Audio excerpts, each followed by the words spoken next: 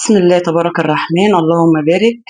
بسم الله اللهم صل على النبي. شعرية باللبن يا جماعة، حاجة جميلة كده، سهلة وبسيطة وسريعة. تعمليها في 10 دقايق أو 5 دقايق وانت واقفة كده في المطبخ، تفرحي أولادك. الشتا داخل علينا وبسم الله ما شاء الله، الشتا بيحب الحاجات اللي تدفي كده الأولاد، ربنا يبارك فيهم طبعا. تنفع فطار سريع، تنفع غدا سريع، تنفع عشاء، تنفع تحلية كده وانت قاعدة مع أولادك آخر النهار، ربنا يبارك فيهم يا رب اللهم آمين. وما شاء الله تبارك الرحمن، هنا معانا حب المكسرات، بسم الله تبارك الرحمن. بصوا يا جماعة، بتتكلم عن نفسها، ما شاء الله تبارك الرحمن. اللهم بارك اللهم بارك. بسم الله ما شاء الله، توكلت على الله. حاجة كده جميلة تعمليها بسرعة، ما شاء الله عليها.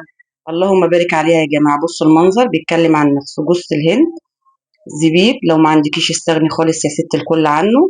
وبسم الله هنا سادة خالص، بسم الله توكلت على الله. حاجة كده جميلة، سهلة وسريعة، هتدفي بيتك وتدفي أولادك وتفرحي الأولاد بيها. اعملوها يا جماعة وجربوها، وما شاء الله تبارك الرحمن عليها. وبألف هنا وشفا اللي نصيب يا جماعة وهياكل أي حاجة، وربنا يخلي أولادي ويخلي أولادكم ويرزق كل مشتاق الذرية الصالحة.